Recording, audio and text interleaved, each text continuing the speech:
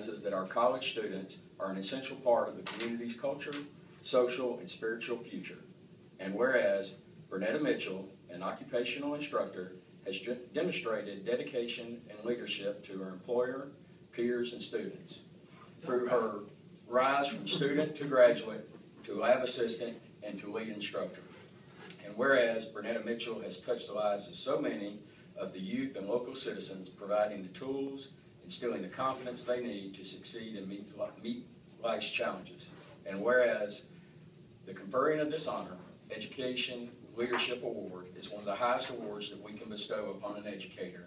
And whereas the Hall County Board of Commissioners does hereby recognize and commend Bernetta Mitchell for her invaluable commitment and contributions to our community and our youth.